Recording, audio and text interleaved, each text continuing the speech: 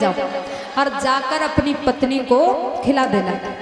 और आत्मदेव की जो पत्नी है इसका नाम क्या है? धुंधली। क्या नाम है? बोलो भाई थोड़ा तेजी से। धुंधली। और जथा नाम तथा गुण है इस धुंधली में। और कैसी है ये पत्नी? तरुणी है, कलह प्रिय है। कैसी है?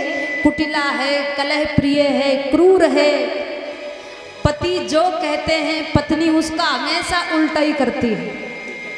हजारों गालियां पति को सुनाए। अगर इसको पता चल जाए पड़ोसी गांव में झगड़ा होने वाला है तो देखने के लिए 3 दिन पहले ही पहुंच जाती है। और इसको पता चल जाए कि पड़ोसी गांव में कथा होने वाली है, अपने गांव में कथा होने वाली है, तो 3 दिन पहले ही मायके टरक जाए। ऐसी कलह प्रिय नारी है इसकी। और दोनों का जोड़ ऐसा है जैसे कि केर और बेर का जोड़ होता है। और किसी किसी की पत्नियां ऐसी होए महाराज जो हमेशा उल्टी ही चले। एक पंडित जी थे, उनकी पत्नी हमेशा उल्टी चलती थी। और पंडित भी चाहते थे हे भगवान कैसे वो इस पत्नी से पीछा छूटे। तो एक बार गंगा जी का मेला लगा। पति बोले सुनो गंगा जी पे इस बार हम तो जाएंगे नहीं मेला देखने। पत्नी बोली दारी के तू मत जाइयो, हम तो जरूर जाएंगे। पति बोले देखो तुम्हें जाना तो जाओ, हम तो नहीं जाएंगे। पत्नी बोली तू मत जाइयो दारी के, हम जरूर जाएंगे। अब पत्नी आगे आगे गई, पीछे पीछे पति भी पहुंच गए। पति ने कहा देवी जी तुम्हारे हाथ जोड़े देवी, आगे गंगा मैया बहुत गहरी है, तुम किनारे पे ही नहा ले। पत्नी बोली दारी के तू जितनो कहेगो ना मैं उतनो और ज्यादा करूंगी। तू कहेगो किनारे पे ना तो मैं भीतर ही नहाऊंगी। पति सोचे ये तो मैं चाहते हूँ कैसे तू अंदर जाए और पीछा छूटे। पति बोले देवी देखो 2 रोटिन को जो सहारो है ना वो भी चला जाएगा, देवी तुम यहीं पे नहा लो। पत्नी बोली दारी के जितो कहेगो तुम्हें उतना ही उल्टो और करूंगी। और पत्नी अंदर बढ़ गई, सीने से पानी हो गया। पति बोला देखो देवी तुम्हारे हाथ जोड़े। अरे देवी थोड़ी कृपा हम पे करो, यहीं पे नहा लो, बह जाओगी आगे। पत्नी बोली दारी के और अंदर नहाऊंगी। पत्नी और आगे बढ़ गई। गंगा मैया की ऐसी लहर आई तो वह लहर के संग में पत्नी भी बह के चली गई। लोगों ने देखा अरे भैया पंडित जी तो बहुत बढ़िया थे, देखो विनय कर रहे थे पत्नी से यही नहा लो यही नहा लो, मगर नहीं मानी पत्नी सो बह के चली गई। अब जो तैरने वाले लोग थे वो तैर करके पत्नी को ढूंढने लगे। सब तो ढूंढ रहे हैं उनकी पत्नी को, पूरब में पंडित जी ढूंढे पश्चिम में। तैरने वाले लोग बोले हमें तो ऐसा लगता है इनकी पत्नी बह के चली गई। तो पंडित जी को सदमा आ गया, देखो धार चल रही पूरब को, अब बह के जाएगी तो पूरब में जाएगी और जब बेचारे पश्चिम में ढूंढ रहे हैं। लोगों ने कहा पागल हो गए हो क्या? अरे पत्नी जाएगी तो पूरब में जाएगी बह के, पश्चिम में कहाँ ढूंढ रहे? पंडित जी बोले ना भैया हमारी पत्नी हमेशा जिंदगी भर उल्टी चली, कबू सीधी चली नहीं। और जब पत्नी को ढूंढा गया तो धार बह रही पूरब को, पत्नी जब ढूंढी गई तो पश्चिम में मिली जाती। पति बोले देख ले भैया मर के भी जे सीधी नहीं चले, मरने के बाद वो उल्टी चली जे, धार बह रही पूरब को जो देखो पश्चिम में रुकी जाती। तो किसी किसी की ऐसी पत्नियां हो जो जीते जी तो सीधी चले ही नहीं और मरने के बाद भी उल्टी ही चले। तो आत्मदेव की पत्नी ऐसी है, कलह प्रिय है, इसे कलह बहुत प्रिय है। पति कुछ कहता है तो पत्नी पति को एकदम तोड़ मरोड़ डालती है। आत्मदेव बड़े दुखी हैं पत्नी से। और देखिए स्त्री को कई भागों में बांटा गया है। पत्नी किसे कहते हैं? जो पति को पतन से रोकती है, उत्थान की ओर ले जाती है, उसे कहते हैं पत्नी। जैसे कि सुशीला हुई, सुशीला जी सुदामा जी को उत्थान की ओर ले गई थी ना। सुदामा जी कन्हैया के पास जा नहीं रहे थे और पत्नी ने जबरदस्ती भेजा। जैसे कि तुलसीदास जी की पत्नी है, तुलसीदास जी पत्नी के पीछे पड़े थे, हाड़ मास के देह से इतना प्रेम, सांप की रस्सी समझ के ऊपर चढ़ गए।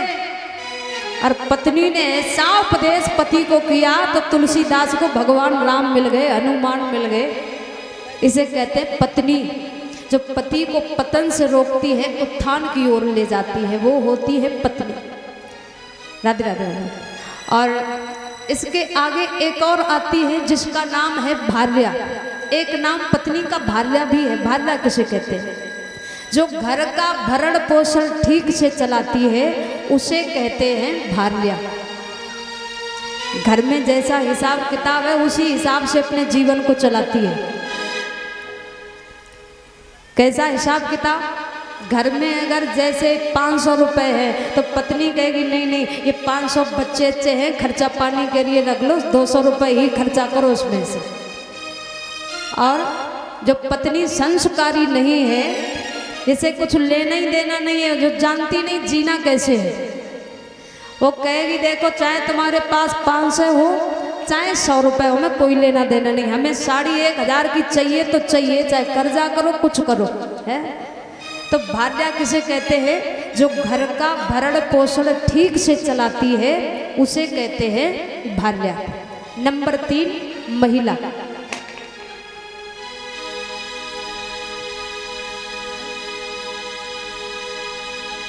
होली बांके बिहारी लाल की जय हो। फतेहगढ़ से हमारे मामा जी आए हैं, फौजी मामा जी, और 201 मुद्राएं दान कर रहे हैं और मिठाई भी दान कर रहे हैं। और फतेहगढ़ में फौजी हैं मामा जी ने भी कथा कराई थी, ब्रजेश भैया, वहाँ भी बड़ा ही सुंदर लगा।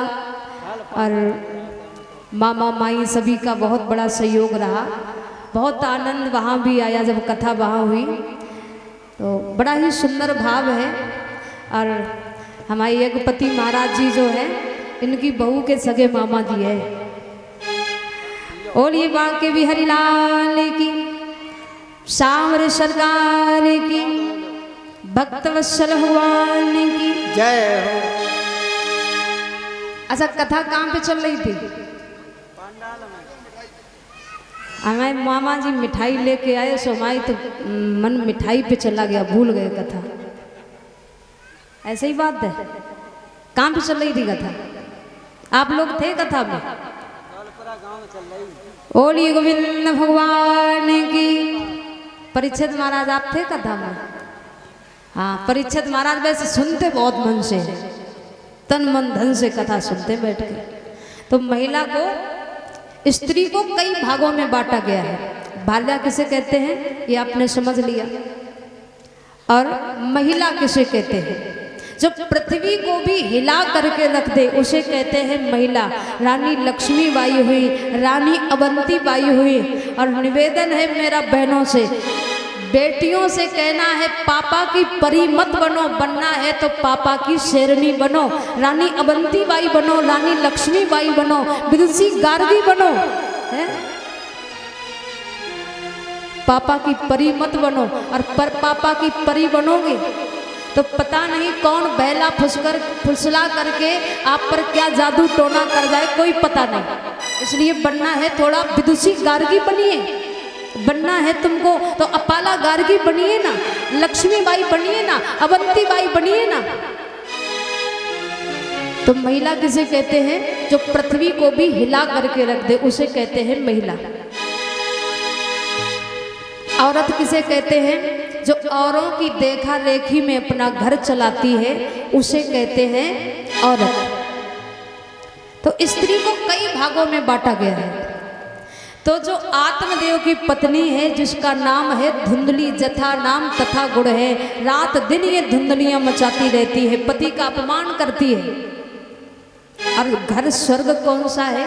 यही घर नरक होता है जिस घर में पत्नी होती है धुंधली जैसी। जिस घर में हो प्यार,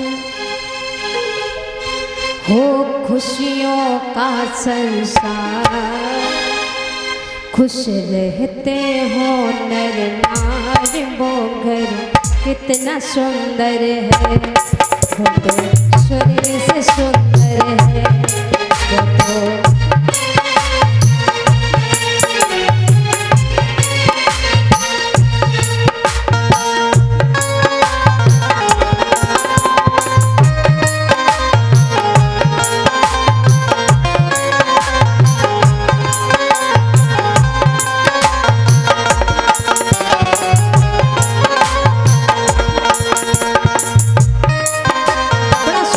दिया करें।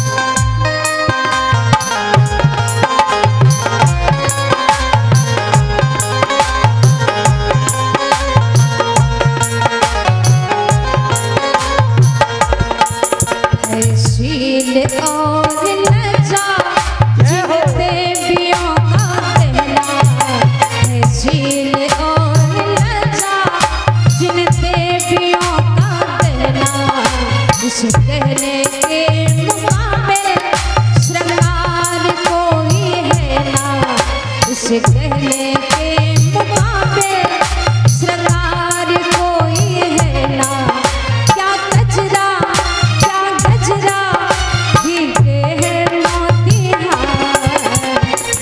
घर में हो प्यार, हो खुशियों का संसार, खुश रहते हो नर नार, वो घर कितना सुंदर है, वो स्वर्ग से सुंदर है, वो स्वर्ग से सुंदर है।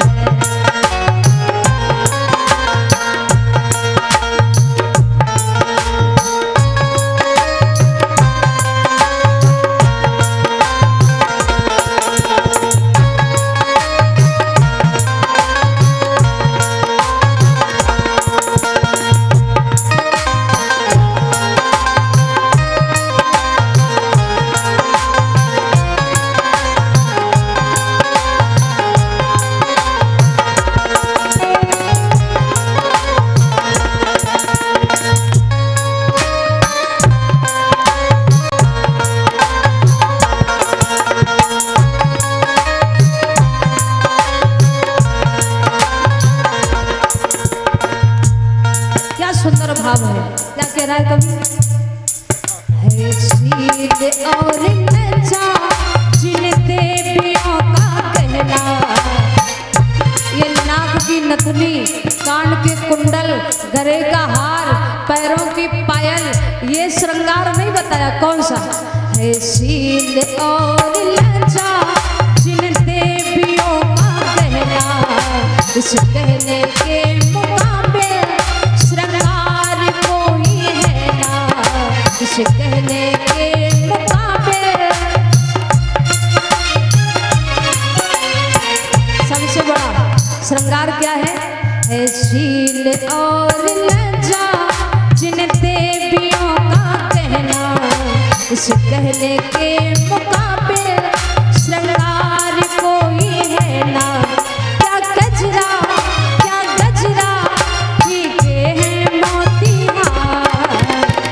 घर में हो प्यार, खुश रहते हो नर नार, वो घर कितना सुंदर है, वो स्वर्ग से सुंदर है, वो स्वर्ग से सुंदर है।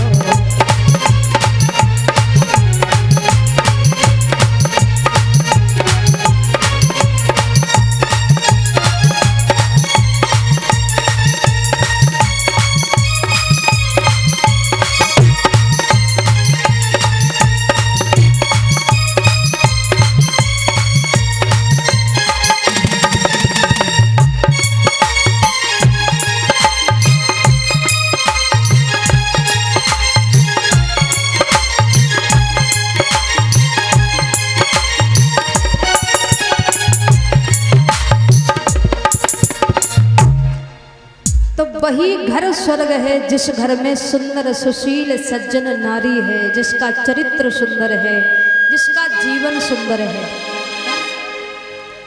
सास ससुर का जो सम्मान करती है, देवर जेठ ननद का जो मान सम्मान करती है, सबसे बड़ा गहना यही है।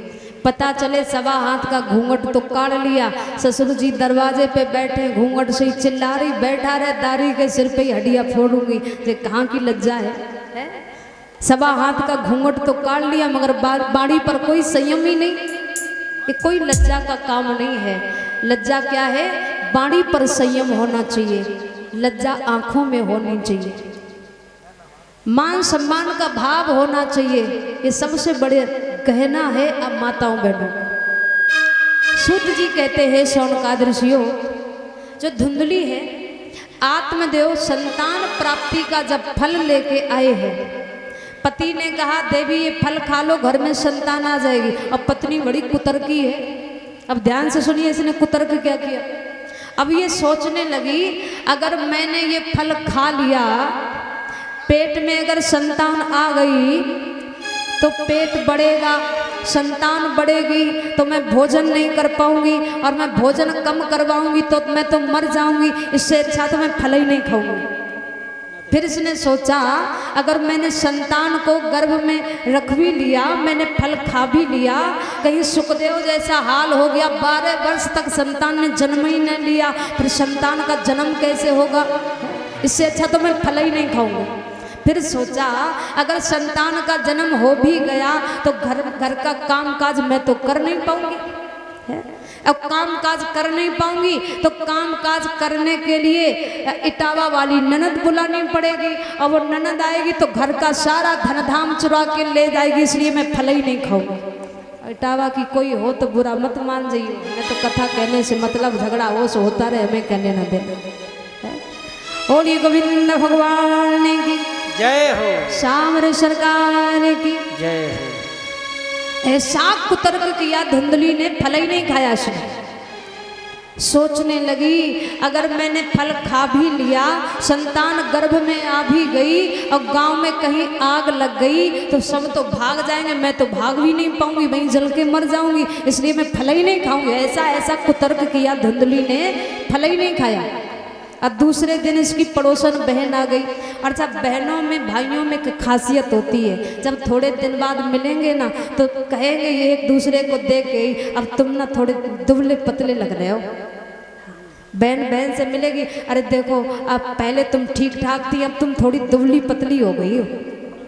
अब भैया को मिलेंगी तो भी यही कहेंगी, देखो पहले तुम ठीक ठाक थे, अब थोड़े दुबले पतले हो गए। भाभी अभी कछु खाइबे को नहीं पूछती, ऐसा लगता है जही रोज खाइबे को पूछ के जाती है?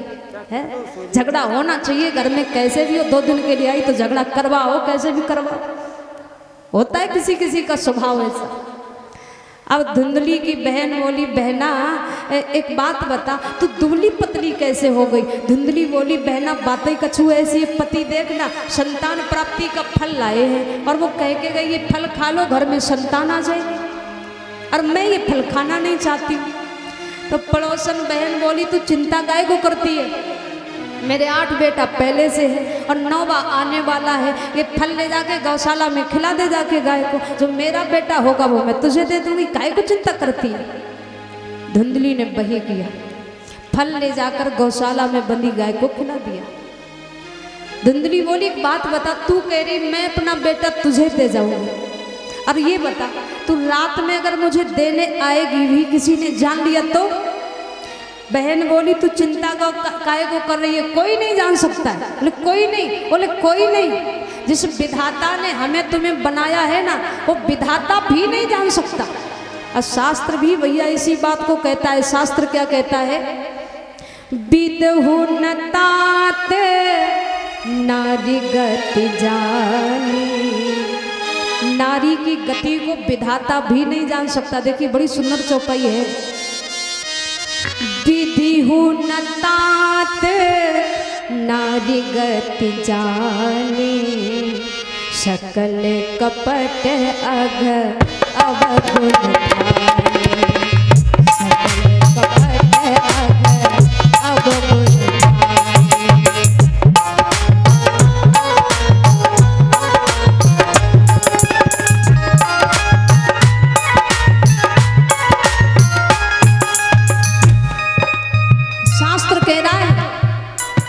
स्त्री की गति को, उसके छल कपट के भाव को विधाता भी नहीं जान सकता। वो कब क्या कर जाए, क्या क्रिया चरित्र रचा जाए, कोई पता नहीं। शास्त्र ने कह दिया, विधिहु न तात नारी गति जाने,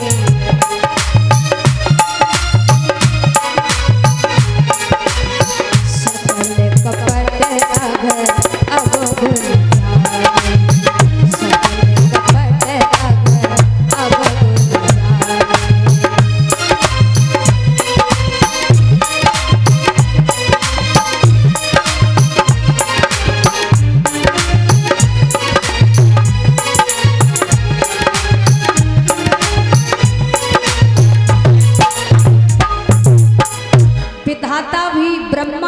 जिसने रचना की वो भी नहीं जान सकता।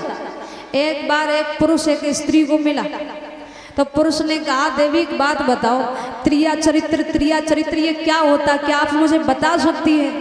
और स्त्री बोली बता नहीं दिखा सकती हूँ।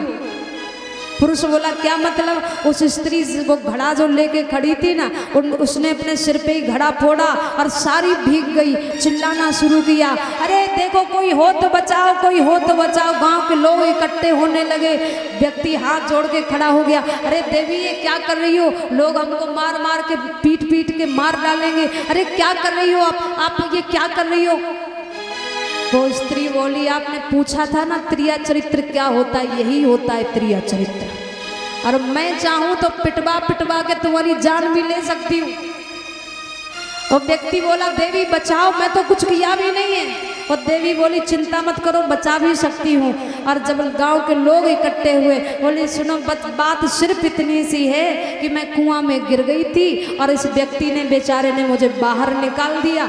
तो गांव वाले ने बेचारे के खूब मान सम्मान किया और इनाम में 500 रुपये और दिए। तो भैया त्रिया चरित्र यही होता है? स्त्री पता नहीं कब आपको सिंहासन पे बिठवा दे और कब सिंहासन से गधा पे बिठवा दे, कब जेल पठवा दे, कोई पता नहीं। विधाता भी नहीं इसको जान सकते हैं। पड़ोसन कह रही है बहना सुन, मेरी बात को ध्यान से सुन, जब मेरा बेटा होगा ना तुझे दे दूंगी, चिंता मत करे। धुंधली बोली फिर तो बन गया काम। धुंधली ने वही फल ले जाके गौशाला में गाय को खिला दिया। अच्छा कथा समझ में आ रही है सबके? खूब आ रही है ना? है तो बता देना। बोलिए भक्तवत्सल भगवान की जय हो, साम्र सरकार की जय हो। सूत जी ने कहा है शौनकादिक ऋषियों, पड़ोसन ने एक पुत्र को जन्म दिया, वही दे दिया धुंधली को। पड़ोसन बोली पता चल जाएगा संत के फल का प्रभाव क्या था, गौशाला में गाय ने खाया है ना, पता चल जाएगा। बताओ फल से कहीं, संत के फल से कहीं संतान मिल जाती है। अब गाय ने भी 9 मास पूर्ण होने पर एक पुत्र को जन्म दिया, वही फल जो संत ने दिया था, जो गाय को खिलाया था। इसी कारण से गाय से एक पुत्र का जन्म हुआ है। अब तो धुंधली के यहाँ 2 पुत्र आ चुके हैं। पड़ोसन का एक पुत्र है और दूसरा गाय का बेटा। गाय का जो बेटा है उसके कान गाय के समान है, बकाया का पूरा शरीर इंसान का ही है। अब दोनों बेटों के जब जन्म हुए तो दोनों बेटे सयाने हुए और धुंधली ने देखिए दोनों बेटों के जब नामकरण हुए तो गाय के बेटे का नाम गोकर्ण रखा गया। धुंधली ने कहा बेटा मेरा है और सब अपने ही आप अपने इच्छा से ही नाम रख दोगे, इस बेटे का नाम मेरे नाम के अनुसार होना चाहिए। ज्योतिषी बोले ठीक है, तेरा नाम धुंधली तो तेरे बेटे का नाम धुंधकारी। बेटे का नाम धुंधकारी रखा गया। अब दोनों बेटे जब सयाने हुए तो दोनों ने खूब नाम कमाया और नाम कमाने का तरीका